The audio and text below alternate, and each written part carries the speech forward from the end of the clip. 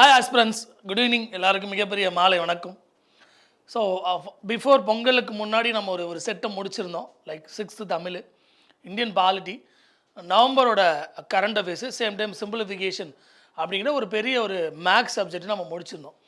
So பொங்கலுக்கு அப்புறம் அதை கண்டினியூ பண்ணுறோன்னு சொல்லியிருந்தோம். ஸோ நிறையா பேர் திட்டிகிட்டு இருப்பீங்க கீழே கமெண்டில் வந்து கண்டினியூவாக வரல அப்படின்னு சொல்லி. குரூப் 2 ரிசல்ட் வந்துருச்சு. நம்ம மாணவர்கள் கிட்டத்தட்ட ஒரு 800 பேர் வரைக்கும் அதுக்கு உள்ளே போக போகிறாங்க. ஸோ அதில் இன்டர்வியூவில் இருக்கக்கூடிய நபர்கள், அவங்களுக்கு இன்டர்வியூ ப்ராசஸ்ஸு, ஸோ நான் ரேஸுக்கு அடுத்து இன்டர்வியூ ப்ராசஸ், இந்த மாதிரி நிறையா வேலைகள் தொடர்ந்து இருந்தனால ஸோ இந்த லைவ் அப்படிங்கிறது தொடர்ச்சியாக வர முடியல. ஆனால் இனிமேல் அது வரலாம். ஸோ லைவ் போகிறதுக்கு முன்னாடி நம்ம தெரிஞ்சுக்க வேண்டியது அப்படின்னா, இங்கே ஒரு கூட்டம் எப்படி இருக்குன்னா, பாயிண்ட் வரட்டும் பேசலாம். ஒரு சினிமாவில் சொல்கிற மாதிரி பாயிண்ட் வரட்டும் பேசலாம், பாயிண்ட் வரட்டும் பேசலான்னு ஒரு கூட்டம் இருப்பாங்க. இன்னும் நோட்டிஃபிகேஷனே வரலையே, ஏன் படிக்கணும்னு ஒரு கூட்டம் இருப்பாங்க. வந்ததுக்கப்புறம் பார்த்துக்கலாம் அப்படின்னு ஒரு கூட்டம் இருப்பாங்க. இதில் எந்த கூட்டமும் வெற்றி பெறதே இல்லை. ஏன்னா கிட்டத்தட்ட ஒரு 7-8 ஆண்டுகள் இந்த துறையில் தொடர்ச்சியாக இருக்கிறனால. ஸோ யார் ஒருத்தர் அவர் நல்ல ஸ்ட்ராங்கான நாலேஜ்லாம் தேவையில்லை. ரெகுலராக யார் ஒருத்தர் படிக்கிறாங்களோ அவங்களால மட்டும்தான் இந்த காம்படிட்டிவ் எக்ஸாம்ஸ் வந்து கிளியர் பண்ண முடியும். சரி, நல்லா குரூப் 2 இன்டர்வியூக்குள்ளேயும் வரல, குரூப் 2 நான் இன்டர்வியூக்குள்ளேயும் வரல அப்படின்னு அப்படி நிறைய பேர் அதை யோசிக்க ஆரம்பிச்சிட்டாங்க. இப்போ அப்போ என்ன தப்பு பண்ணோம்? ஒருவேளை நம்ம ஒழுங்காக ப்ராக்டிஸ் பண்ணி பார்க்கலையோ, ஒழுங்காக எழுதி பார்க்கலையோ, அப்போ என்ன மீனிங் அப்படின்னா, ரெகுலராக ப்ராக்டிஸ் பண்ணாத யாருக்குமே என்ன நடக்காதுன்னா இந்த தேர்வில் வெற்றி அப்படிங்கிறது கிடைக்காது. அப்போ ரெகுலராக நம்ம எப்படி ப்ராக்டிஸ் பண்ணுறோன்னு தெரிஞ்சுக்கலாம். ஏன்னா இப்போ ஒரு என்ன சொல்லுவாங்க, சார் பொங்கல் முடித்து பார்த்துக்கலாம். நம்ம ஸ்டூடெண்ட்ஸு, சார் பொங்கலுக்கு ஊருக்கு போகிறேன், பொங்கல் முடித்து பார்த்துக்கலாம். பொங்கலுக்கு அப்புறம் நான் படிக்க ஆரம்பிப்பேன். நாளைக்கு பரீட்சை வந்தால் கூட நான் என்ன பண்ணிடுவேன், பரீட்சையில் அப்படியே எல்லாத்தையும் எழுதி நான் கிழிச்சிருவேன் அப்படின்னு நம்ம சொல்லுவோம். அப்போ பொங்கல் முடித்து பார்த்துக்கலாம். சரி, பொங்கல் முடிஞ்சிருச்சு, இப்போ என்ன பண்ண போகிறீங்க? பொங்கல் முடிஞ்சிச்சு, சரி சார், இது ஒரு பக்கம் இருக்குது. பிளானர் வந்து இறக்குற 1 மாதம் ஆகிடுச்சு. பிளானர் ரிலீஸ் பண்ணி டிஎன்பிசி 1 மாதம் ஆகிடுச்சு. பிளானர் போன 20ஆம் தேதி வெளியிட்டாங்க. ஏறக்குறைய நாளைக்கு வந்து 20ஆம் தேதி. அப்போ பிளானர் வெளியிட்டு 1 மாதம் ஆகிடுச்சு. இந்த 1 மாதம் மனசை தொட்டு சொல்லுங்கள், நீங்கள் எவ்வளோ ப்ரிப்பேர் பண்ணியிருக்கீங்க, இந்த எக்ஸாமுக்காக எவ்வளோ டெடிக்கேஷனாக ஒர்க் பண்ணியிருக்கீங்கன்னா அந்த ஒர்க் பண்ண நபர் மட்டும்தான் பாஸ் பண்ணுவாங்க. இந்த 1 மாதத்தில் நான் இந்த ஒரு பிளான் போட்டேன், இந்த பிளானில் நான் 70% மேலே நான் அந்த பிளானை ஃபாலோ பண்ணேன் அப்படின்னு நினைக்கிறவன் பரீட்சையில் வெற்றிக்கான முதல் ஸ்டெப்பை எடுத்து வச்சிட்டாங்க. அப்போ என்னென்னா 1 மாதம், அதாவது பிளானர் வந்த முதல் மாதமே நம்மளால் நம்மளோட பிளானை கிட்டத்தட்ட 70% வரைக்கும் தான் ஃபாலோ பண்ண முடியலைன்னா எப்படி அடுத்த ஒரு 3-4 மாதங்கள் தொடர்ந்து படிக்க போகிறோம்? ஒருவேளை நோட்டிஃபிகேஷன் டிஎன்பிசி சொன்ன மாதிரி ஜனவரியில் வந்துடுச்சுன்னா அதுக்கப்புறம் என்ன பண்ண போகிறோம்? அதுக்கப்புறம் படிக்கலாமா அப்படின்னா அதுதான் கஷ்டமான விஷயமே. அப்போ நம்மளோட வேலை என்னென்னா தொடர்ந்து படிச்சுக்கிட்டே இருக்கணும். அட்லீஸ்ட்டு இனிமேல் அது தூக்கத்தில் இருந்து எந்திரிங்க. ஏன்னா நீங்கள் படிக்கலைனாலும் வேறு ஒரு கூட்டம் படிச்சுக்கிட்டு இருப்பாங்க. வேற ஒரு கூட்டம் எங்கேயாவது பொங்கலை டெஸ்ட் எழுதியிருப்பான்.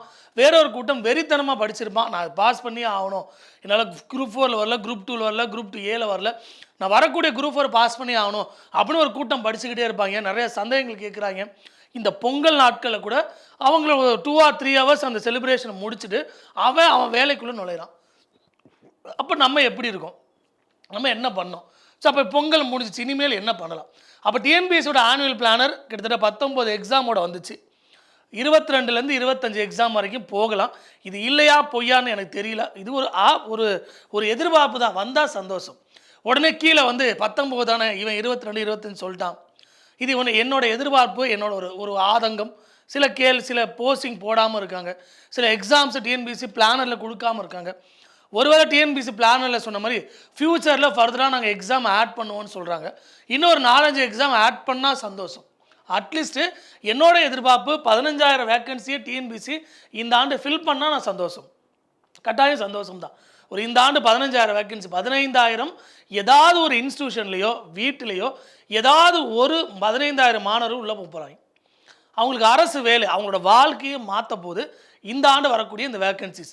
ஸோ அதில் குறைந்தபட்சம் 15,000 வேணுங்கிறது நாங்கள் எதிர்பார்க்குறோம். சரி, என்னோட ஒரு தனிப்பட்ட விருப்பமே அதுதான். குறைந்தபட்சம் 15,000 கொடுங்கன்னு டிஎன்பிசிட்டு கேட்குறோம். சிம்பிள். சார் இது 15,000 எப்படி நீங்கள் முடிவு பண்ணலாம்? நீங்கள் 15,000 சொல்லிட்டா வருமானா நான் எதிர்பார்க்குறேன். திரும்ப சிம்பிளாக சொல்லிடுறேன், 15,000 வரணும்னு நான் எதிர்பார்க்குறேன். என்னோட தனிப்பட்ட ஆசை. ஏன்னா அட்லீஸ்ட்டு நல்லா படிக்கக்கூடிய 1 லட்சம் மாணவர்களில் ஒரு 15,000 பேருக்காவது வேலை கிடைக்கட்டும், அவனோட வாழ்க்கை மாறட்டும். அட்லீஸ்ட் இதான் குறைந்தபட்சம் ஒரு 15,000 கொடுங்கன்னு சொல்லி கேட்குறோம். ஸோ எதிர்பார்ப்பு அப்படிதான். சரியா? தென் அடுத்து இது நான் சும்மா போட்டு இது என்னோட ஒரு எதிர்பார்ப்பு இருக்கலாம், என்னோட ஒரு ஆசை. ஏன்னா இப்போ சார் 15,000 வேகன்சி குரூப் 4ல் வருமா? 6,000ல் ஆரம்பித்து 11,000ல் முடித்தாங்க டிஎன்பிசி. குரூப் 2ல் 4,000 சம்திங் 4,800 ஆரம்பித்து 6,151 முடித்தாங்க குரூப் 2ல். சரி, அப்போ என்னன்னா இது இன்க்ரீஸ் ஆகலாம். இது வந்துச்சு அப்படின்னா இங்கே படிக்கக்கூடிய மாணவர்களுக்கு நல்லது. சரிங்களா? ஒரு 15,000 ப்ளஸ் நீங்களாக முடிவெடுத்துடாதீங்க. நீங்களாக எப்படி 15,000 ப்ளஸ்ன்னு சொல்லலாம் அப்படின்னா இது ஒரு ஒரு ஒரு ஆசை, ஒரு நப்பாசை. ஏன்னா எவ்வளோ பேர் லைப்ரரியில் உட்காந்து படிக்கிறான். ஒரு ஒரு மதுரையெல்லாம் பார்த்தீங்கன்னா ஒரு இடத்துல உட்காந்து படிக்கிறாங்க. நிறையா வேரியஸ் இன்ஸ்டியூஷனில் படிக்கிறாங்க. நிறையா அவங்களோட லைஃப்பில் 1008 பிரச்சனைகள் வச்சுருப்பாங்க. இதெல்லாம் தாண்டி ஒரு கூட்டம் அரசு வேலைக்குள்ளேயே போகணும் அப்படின்னு இந்த இடத்துல தவம் இருக்கிறாங்க. அப்போ அவங்களுக்கு அட்லீஸ்ட் இது வந்துச்சுன்னா சந்தோஷம். இது வரணும்னு நாங்கள் எதிர்பார்க்குறேன். நான் கூட எதிர்பார்க்குறேன். குறைந்தபட்சம் ஒரு 15,000 கொடுங்க இந்த ஆண்டு வரக்கூடிய குரூப் 4ல். அப்போ ஜனவரியில் நோட்டிஃபிகேஷன், ஜூனில் எக்ஸாமு. குரூப் 2ல் 1,260 என்னமோ அவங்களே சொன்னாங்க. ஸோ ஒரு 1,300க்கு மேலே அது வரலாம். வந்துச்சுன்னா நல்லது, வரணும். ஓகேவா? தென் பாருங்கள், forest card, forest watcher, group 1 இந்த மாதிரி எக்ஸாம். ஏஎல்பி கூட இன்னும் கூடிய நாட்களில் வரும்னு சொல்கிறாங்க. குறிப்பாக ஏஎல்பி போன்ற தேர்வுகள் தமிழில் கூட எழுதலாம்னு சொல்கிறாங்க. அசிஸ்டன்ட் லோக்கோ பைலட்னு சொல்லுவோம். அது மத்திய அரசாங்கத்தில் கூட staffs, RRB railway recruitment board நடத்தக்கூடிய ஒரு தேர்வில் அதுவும் ஒன்று. ஒருவேளை தமிழில் எழுதலாம் அப்படின்னு இருக்குது அப்படின்னா கட்டாயம் நம்ம டிஎன்பிசி மாணவர்களுக்கு பெரிய ஆப்ஷன்ஸ். ஏன்னா முதல்ல 20 கொஸ்டின் சயின்ஸில் மட்டும் கேட்குறான். ஸோ எஸ்எஸ்சியோ பேங்க்கு ப்ரிப்பேர் பண்ணக்கூடிய மாணவர்கள் அதை பெருசாக டார்கெட் பண்ண மாட்டாங்க. அப்போ டிஎன்பிசி படிக்கிற உனக்கு இன்னொரு ஆப்ஷன்ஸ் இருக்குது. ஏஎல்பியில் குறிப்பாக இன்ஜினியரிங் படித்தவங்களுக்கு கட்டாயம் அது பெரிய ஆப்ஷன். அது கூட நீங்கள் ட்ரை பண்ணலாம். 5,000 சம்திங்கே ஏதோ போட்டிருந்தாங்க, அது கூட நீங்கள் பார்க்கலாம். சரியா? தென் அடுத்து எக்ஸாம் பேட்டர்ன் நமக்கு எல்லாத்துக்கும் தெரிஞ்சது தான். குரூப் 4ல் 100 தமிழ், 75 ஜிஎஸ், 25 மேக்ஸு. ஸோ டோட்டலாக 200 கேள்வி. குரூப் 2 குரூப் டியில் தமிழ் ஆர் இங்கிலீஷில் 100 கேள்வி, 75 ஜிஎஸ், 25 மேக்ஸு, 200. ஸோ குரூப் 1ல் லாங்குவேஜில் ஒரு 100 கேள்வி. சரி, லாங்குவேஜில் கிடையாது. ஜிஎஸில் ஒரு 175, மேக்ஸில் 25. ஸோ 200. இது எல்லாருக்குமே தெரிஞ்சது தான். இதுதான் ப்ரிலிமினரியோட பேட்டர்ன். ஸோ 2022, அதாவது 2022ல் டிஎன்பிசி நடத்தின இந்த எக்ஸாம்ஸ், குரூப் 2ஓ குரூப் 4ஓ குரூப் 1 போன்ற எக்ஸாம்ஸ் 2022 நடத்தினாங்க.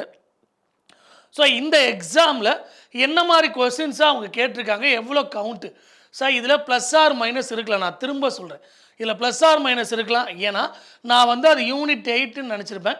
சில பேர் ஹிஸ்ட்ரின்னு எடுத்துருக்கலாம், இல்லை தமிழ் ஹிஸ்ட்ரி அண்ட் கல்ச்சர்னு எடுத்துக்கலாம். சவுத் இந்தியன் ஹிஸ்ட்ரி நான் யூனிட் 8ன்னு நினச்சிருக்கலாம். சில பேர் ஹிஸ்ட்ரி அண்ட் கல்ச்சர்னு நினச்சிருக்கலாம். பாப்புலேஷன் நான் எக்கனாமிக்ஸ்னு நினச்சிருக்கலாம். சில பேர் ஜாகிரஃபின்னு சொல்லலாம். ஸோ இந்த மாதிரி என்ன ஆகுனா இந்த கவுண்ட் பார்க்குறவங்களோட எண்ணிக்கை மாறும். சரியா? அதனால் இது அப்படியே இருக்கணும்னு அவசியம் கிடையாது. இதுலையும் மாறும். நான் திரும்ப சொல்கிறேன், இதில் நிறையா சேஞ்சஸ் இருக்குன்னு சொல்கிறேன். உடனே சார் சட்டையை பிடிச்சி இது அப்படியே இருக்கணும்னு சொல்லாதீங்க.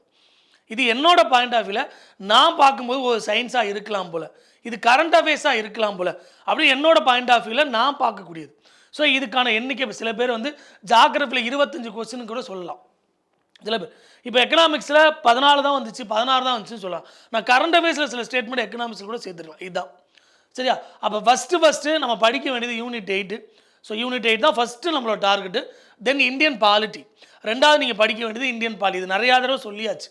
ஸோ லாங்குவேஜ், மேக்ஸு டெய்லியும் எப்படி சாப்பாட்டில் உப்பு போட்டு சாப்பிட்றோமோ அந்த மாதிரி லாங்குவேஜ், மேக்ஸு ஒவ்வொரு நாளும் படிக்கும்போது நம்ம லைஃப்பில் இருக்கணும், அப் டு எக்ஸாம் கிளியர் பண்ணுற வரைக்கும். இப்போ குரூப் 2 ஏல போனவங்க கூட கட்டாயம் வேலை கிடைக்குமா கிடைக்காதான்லாம் தெரியாது. ஏன்னா நீங்கள் அந்த ஜோனுக்குள்ளே இருக்கீங்க. இப்போ 1:2.5 அப்படின்னு சொன்னது உண்மையாக இருந்துச்சுன்னா அப்போ நமக்கு 35% தான் சான்ஸ் இருக்குது வேலை கிடைக்கிறதுக்கும் கிடைக்காததுக்கும்.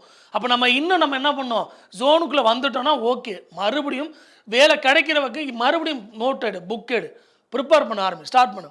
ரெண்டாவது, எப்போ ஒரு புக்கை பார்த்து நீ படிக்க ஆரம்பிக்கிறியோ அப்போவே நீ மோஸ்ட்லி உன்னால் சக்ஸஸ் ஆக முடியாதுன்னு சொல்கிறாங்க. அப்போ எதை பார்த்து சார் படிக்கணும், அந்த புக்கை பார்த்து நோட்ஸாக மாற்றுங்க. நீங்கள் ஜிஎஸ் எப்போயுமே என்ன பண்ணணும், நோட்ஸ் எழுத தான் அந்த நோட்டு தான் உங்களுக்கு ஒரு கடவுள் மாதிரி ஜிஎஸ்க்கு. அந்த நோட்டை வச்சு தான் நம்ம என்ன பண்ணுவோம், ஃபைனலாக ப்ரிப்பேர் அப்படிங்கிறது பண்ண போகிறோம். ஓகேவா? சரி, இது அதோட பேட்டர்ன், எவ்வளோ கொஸ்டின்ஸ் வந்திருக்கு அப்படின்னு சொல்லி.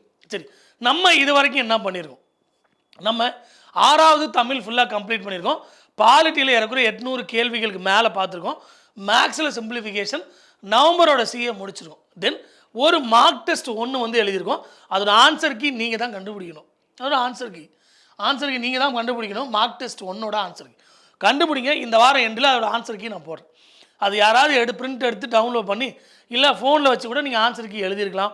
இன்கேஸ் ஒரு ஓஎம்ஆரை வச்சுக்கிட்டு அந்த டெஸ்ட்டை நீங்களாக எழுதி பார்த்துருக்கலாம்.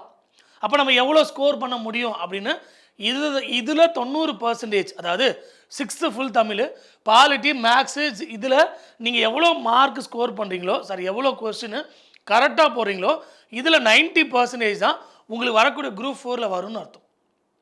அப்போ ஒவ்வொரு டெஸ்ட்லேயும் நீங்கள் எடுக்கக்கூடிய ஸ்கோரோட 90% தான் அடுத்து வரக்கூடிய குரூப் 4ஓட ஒரிஜினல் எக்ஸாமில் வரும். அப்போ நம்ம ஃபஸ்ட்டு முடிச்சோம். ரெண்டாவது என்ன, நாளைக்கு அதாவது 20ஆம் தேதி மறுபடியும் ஸ்டார்ட் பண்ணுறோம், ரீஸ்டார்ட் அப்படின்னு சொல்கிறோம். பொங்கலுக்கு அப்புறம் 7th term 1, EL 1, EL 2, EL 3ல ஏன்னா டைம் இல்லைனா டேரெக்டாக 7th டேர்ம் 1 போகிறோம். பர்சன்டேஜ் தென் யூனிட் 8 அடுத்து நெக்ஸ்ட்டு பாருங்கள் 22ஆம் தேதி 7th EL 4 percentage Veerapandiya Kattabomman, Dheeran Chinnamalai. அடுத்து 23/1 South Indian rebellion 1801 Vellore revolt. தென் தமிழ் 7th EL. ஸோ இதுக்கு மேலே கட்டபொம்மன் முன்னாடி இருக்க வரைக்கும் நம்ம அங்கே பார்த்துருவோம் யூனிட் 8ல். ஓகேவா? கடைசியாக நம்ம 30ஆம் தேதி மார்க் டெஸ்ட் 2 எழுதுகிறோம். அப்போ இந்த மாதம் எண்டுக்குள்ளே 6-7 தமிழ் முடிச்சிருப்போம், யூனிட் 8 முடிச்சிருக்கோம். தென் இந்தியன் பாலிட்டி, கரண்ட் அஃபேர்ஸ் கடைசியாக நம்ம டிசம்பர் மாதம் இந்த கரண்ட் அஃபேர்ஸ் பெரிய பிரச்சனை. நான் டெய்லியும் கரண்ட் அஃபேர்ஸ் பார்த்து படிக்கிறேன், அது உன் விருப்பம். டெய்லியும் கரண்ட் அஃபேர்ஸ் பார்த்து படிங்க, மந்த்லியோட கரண்ட் அஃபேர்ஸ் படிங்க, வீக்லியோட கரண்ட் அஃபேர்ஸ் படிங்க, அது உங்கள் விருப்பம். குரூப் 4 பொறுத்த வரைக்கும் டெய்லி கரண்ட் அஃபேர்ஸ் தேவைப்படுமான இல்லை. ஏன்னா டெய்லியும் ஒரு 50 கரண்ட் அஃபேர்ஸ் அப்படின்னா ஒரு வருஷத்துக்கு நமக்கான கரண்ட் அஃபேர்ஸ் யோசிச்சு பாருங்கள். ஒரு வருஷத்துக்கு நீங்கள் படிக்கக்கூடிய கரண்ட் அஃபேர்ஸ் அப்படின்னா கிட்டத்தட்ட 3650 பாயிண்ட். அதை ஞாபகம் வச்சுக்கணும். டெய்லி 10 கரண்ட் அஃபேர்ஸ்ங்கிறது அடுத்த ஆப்ஷன் தான். அது வரும் வராது அது உங்களோட விருப்பம். எவ்வளோ கரண்ட் அஃபேர்ஸ் ரிஃப்ளெக்ட் ஆகுது, எவ்வளோ ரிஃப்ளெக்ட் ஆகல, சும்மா பேப்பரை படித்து அப்படியே கரண்ட் அஃபேர்ஸா இல்லை அது ஏதாவது டேட்டாஸ் ஆட் பண்ணுறாங்களா, அதெல்லாம் உங்கள் விருப்பம். நீங்கள் பார்த்தாலும் சரி. அதிகபட்சமாக 8 கேள்வி வந்திருக்கு இது வரைக்கும் குரூப் 2லேயோ குரூப் 4லேயோ கரண்ட் அஃபேர்ஸு. அதுக்கு 3650 கரண்ட் அஃபேர்ஸு. ஒரு வருஷம் படிக்கணுமா 2 வருஷம் படிக்கணுமா? நான் தீர்க்கதரிசி கிடையாது. ஒரு வருஷத்தோட கரண்ட் அஃபேர்ஸ் படிங்கன்னு நான் சொல்லலை. 12 மாதம் படிங்க, 10 மாதம் படிங்க, 8 மாதம் படிங்க, அதை நான் சொல்லலை. அது உங்களோட விருப்பம். கரண்ட் அஃபேர்ஸில் ஜீனியஸ்லாம் இருப்பாங்க. ஸோ அவங்க சில ஐடியாஸ் உங்களுக்கு கொடுக்கலாம். ஸோ என்னை பொறுத்த வரைக்கும் கரண்ட் அஃபேர்ஸ் அப்படிங்கிறது கடைசி எக்ஸாம் நோட்டிஃபிகேஷன் வந்த நாள்லேருந்து நம்ம ஒரு பிளான் பண்ணணும். என்ன பிளான் பண்ண போகிறோன்னா, எக்ஸாம் நோட்டிஃபிகேஷன் வந்த டேட்லேருந்து ஒரு 8 மாதம். ஸோ 8 மாதம், அதில் 8ல் 5 கரண்ட் அஃபேர்ஸ் நமக்கு வந்தால் ஓகே தான். 8ல் 8மே போட்டால் சந்தோஷம். இல்லை 8ல் 5 கரண்ட் அஃபேர்ஸ் வந்தாலும் ஓகே தான். அதில் குறிப்பாக தமிழ்நாடு சிஎம் கொண்டு வந்த ஸ்கீம் வரப்போகுது. ஒன்று அது நம்ம தெரிஞ்சுக்க போகிறோம்.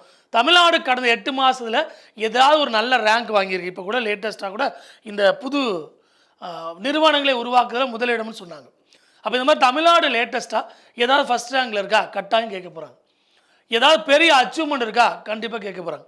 தமிழ்நாட்டை சார்ந்தவர்கள் உலக அளவில் ஏதாவது புத்தகம் எழுதி அதுக்கான பரிசு வாங்கியிருக்காங்களா, கண்டிப்பாக கேட்க போகிறாங்க. தமிழ்நாடு மாணவர்கள் அல்லது தமிழ்நாட்டு விளையாட்டு வீரர்கள் உலக அளவில் இந்திய அளவில் சாதிச்சிருக்காங்கன்னு கேட்க போகிறாங்க. ஃபஸ்ட்டுங்கிற வார்த்தை, ஃபஸ்ட்டு கூட்டம், ஃபஸ்ட்டு முதல் பெண் ஒரு மலை ஏறினாங்க, முதல் பெண் ஒரு பதவிக்கு போனாங்க, ஃபஸ்ட்டு மீட்டிங் நடந்துச்சு, ஃபஸ்ட்டு ரேங்கில் இருக்கிறோம். அந்த மாதிரி ஃபஸ்ட்டுங்கிற ஒரு வார்த்தை எங்கெல்லாம் வருதோ அதெல்லாம் கரண்ட் அஃபேர்ஸில் ரொம்ப முக்கியமானது. ஸோ நான் கரண்ட் அஃபேர்ஸ் இப்போ பெருசாக சொல்லலை. எப்போ கரண்ட் அஃபேர்ஸ் ஸ்டார்ட் பண்ணுவேன்னு சொல்கிறேன். நோட்டிஃபிகேஷன் வந்த நாள்லேருந்து கரண்ட் அஃபேர்ஸ் நம்ம தனித்தனியாக பிரித்து எடுத்துகிட்டு போவோம். எப்படின்னா கடந்த 8 மாதத்தில் தமிழ்நாட்டோட ரேங்க்கு எதில் வந்திருக்கும், கடந்த 8 மாதத்தில் தமிழ்நாடு அரசாங்கம் கொண்டு வந்த ஸ்கீம்ஸ் என்ன, கடந்த 8 மாதத்தில் என்ன மாதிரி விளையாட்டுகள் நடந்துச்சு, அதில் யார் யார் முதலிடம் வாங்கினாங்க, அவங்க என்ன விளையாட்டு விளையாடுறாங்க, அந்த மாதிரி என்ன பண்ண போகிறோம், ஒரு 5-6 ஃபைல் கொடுக்க போகிறோம். எப்போனா இப்போ இல்லை, நோட்டிஃபிகேஷன் வந்ததுக்கு அப்புறம். ஏன்னா இப்போ நீ கரண்ட் அஃபேர்ஸ் படிச்சுனா ஞாபகம் வச்சிருப்பியா இல்லையா அது தெரியல. ஸோ நோட்டிஃபிகேஷன் வந்ததுக்கப்புறம் கரண்ட் அஃபேர்ஸு டெய்லியும் ஒரு மணி நேரம் அப்படின்னு இழுத்துக்கிட்டே போகிறோம் கரண்ட் அஃபேர்ஸ்.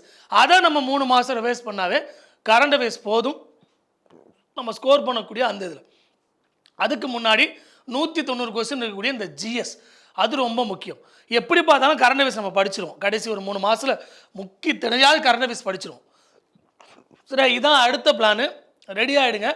வரக்கூடிய நாட்கள் இது நம்ம எடுத்துகிட்டு போவோம். ஸோ நான் ஒரு வேளை யூடியூப் வரலைன்னா கூட இந்த டேட்டில் இதை படிச்சிருங்கன்னு சொல்கிறேன். இந்த டேட்டில் இதை படிச்சுருங்க. இதை நீங்கள் மிஸ் பண்ணிடாதீங்க. நிறையா சேனல்ஸ் இருக்குது, நிறையா கொஸ்டின்ஸ் போடுறாங்க, நிறையா ஃப்ரீயாக இருக்குது. கட்டாயம் எல்லாத்தையும் ஃபாலோ பண்ணுங்கள், ஆனால் ரெகுலராக ஃபாலோ பண்ணுங்கள். கிளியர் ஆகிடுச்சா? ஸோ இந்த ஆண்டு குரூப் 4 நமக்கானது, குரூப் 2 நமக்கானது, ஈவன் குரூப் 1 கூட நம்மளால் இந்த ஆண்டுகளை கிளியர் பண்ண முடியும். தொடர்ச்சியாக படிச்சுக்கிட்டு இருங்க. நாளைக்கு நம்ம சந்திப்போம். நாளைக்கு 7வதோட Tamil term 1 percentage, same time நம்ம யூனிட் 8ஓட ஃபஸ்ட்டு ஆர்கியாலஜி டிஸ்கவரிஸ் அப்படிங்கிறத பார்க்க போகிறோம். சரியா? So thank you so much. Pongal முடிஞ்சிருச்சு. இனிமேலாவது நான் ஃபஸ்ட்டு ஸ்லைடில் வச்சுக்கிற மாதிரி அட்லீஸ்ட் இனிமேலாவது படிக்க ஆரம்பி. அவ்வளோதான். பொங்கல் முடிஞ்சிருச்சு. பொங்கல் முடிச்சுட்டு பார்த்துக்கலாம் அப்படின்னு சொன்ன எல்லாருமே இனிமேல் படிக்க ஆரம்பிங்க. பிளானர் வந்து 1 மாதம் ஆச்சு. இந்த 1 மாதத்தில் யார் உங்களுக்கு ஓன் பிளானை போட்டு அதில் 70% மேலே சக்சீட் ஆகிருக்கீங்களோ நீ வெற்றிக்கான முதல் ஸ்டெப்பை எடுத்து வச்சிட்ட. சக்சீட் ஆகாதவங்க ஸ்டெப்லேருந்து வலிக்கி விட்டு கீழே விழுந்துட்டாங்க. இப்போ மறுபடியும் அவங்க கட்டை போட்டு எந்திரிச்சு மறுபடியும் ஒவ்வொரு ஸ்டெப்பாக அவங்க எடுத்து வச்சுக்கிட்டே இருக்கணும். ஸோ காலம் போயிடுச்சு அப்படின்னா கண்டிப்பாக கிடைக்காது. எக்ஸாம் முடித்த உடனே நான் 1 கொஸ்டின் போட்டுக்கலாம், 2 கொஸ்டின் போட்டுக்கலாம் அப்படின்னு யோசிக்காமல் டிஎன்பிசி ஒரு 500 வேக்கன்சி இன்க்ரீஸ் பண்ணால் நான் உள்ளே வந்துடுவேன் சார். சார் ஒரே கொஸ்டினில் தான் சார் போச்சுன்னா ஃபெயில் தான். ஒரு கொஸ்டினில் வேலை கிடைக்கல தான், ஒரு கொஸ்டினில் போயிடுச்சு. அப்படியா? சரி வா, உனக்கு மட்டும் நான் 25,000 சம்பளத்துக்கு போல 15,000 கொடுக்குறேன்னு அரசாங்கம் சொல்லாது. வரலன்னா வரல, முடிஞ்சிச்சு. அப்போ அந்த அனுதாபம் தேடுவாங்க. சார் ஒரு கொஸ்டினில் போயிடுச்சு சார், நான் கிட்ட வந்துட்டேன் சார் அப்படின்னா வந்துட்டு ஏன் விடுற? என்னோட அடுத்த கேள்வி, கிட்ட வந்துட்டில்ல மறுபடியும் அதே வெறியோட ஸ்டார்ட் பண்ணு. அந்த எங்கே தப்பு பண்ணோம் அப்படிங்கிறத கண்டுபிடிச்சி மறுபடியும் இப்போ முதலேருந்து ஆரம்பி ரீஸ்டார்ட். ஸோ ரேஸ் மாணவர்களாக இருக்கீங்களா? பிரான்ச்சுக்கு வாங்க. டெஸ்ட்டு போய்கிட்டே இருக்குது. 3 நாளைக்கு ஒரு டெஸ்ட் எழுதிக்கிட்டே இருக்காங்க. ஒரு கூட்டம் எழுதிக்கிட்டே இருக்குது. அந்த கூட்டம் ஆட்டோமேட்டிக்காக உள்ளே போகுது. சரியா? உங்கள் எந்த பிரான்ச்சுக்கு வேணுமாலும் போங்க. சூப்பர் பேட்ச் போகுது, எக்ஸ்ட்ரீம் சர்க்கிள் போகுது, எந்த பிரான்ச்லேயும் போகுது, பேசிக் கிளாஸ் போகுது, உங்களுக்கு படிக்கிறதுக்கு இடம் கொடுப்பாங்க எல்லா பிரான்ச்சஸ்லையும். நான் டேஸாக இருக்கீங்களா? சனிக்கிழமை இந்த வாரம் மட்டும் சண்டே டெஸ்ட்டு, வரக்கூடிய வாரங்களில் சனிக்கிழமை இருக்கலாம், கன்ஃபார்மாக தெரியல. அது நாங்கள் இன்ஃபார்ம் பண்ணுவோம் சனிக்கிழமையா அப்படின்னு. சனிக்கிழமை இருக்கும், சனிக்கிழமை பிளான் பண்ணோம். இந்த வாரம் மட்டும் சண்டே ஃப்ரீ மார்க் டெஸ்ட் இருக்கும். இந்த வாரம் சண்டே. நான் ரேஸாக இருக்கீங்களா? சண்டே வாங்க, ஃப்ரீ மார்க் டெஸ்ட் எழுதுங்க, எக்ஸ்ப்ளனேஷன் அட்டன் பண்ணுங்கள், ஃப்ரீ மெட்டீரியல்ஸ் ஏதாவது ப்ரொவைட் பண்ணால் வாங்கி அதை யூஸ் பண்ணுங்கள். சரியா? எங்கே படித்தாலும் தெளிவாக படிங்க, நல்ல பிளானோட படிங்க. இந்த ஆண்டு இதை பார்க்கக்கூடிய எல்லாருமே கட்டாயம் வெற்றி பெறுவீங்க அப்படின்னு இந்த வீடியோவை முடிச்சுக்கிறேன். நாளை சந்திப்போம். 7வதுல ஆரம்பிப்போம். Thank you so much.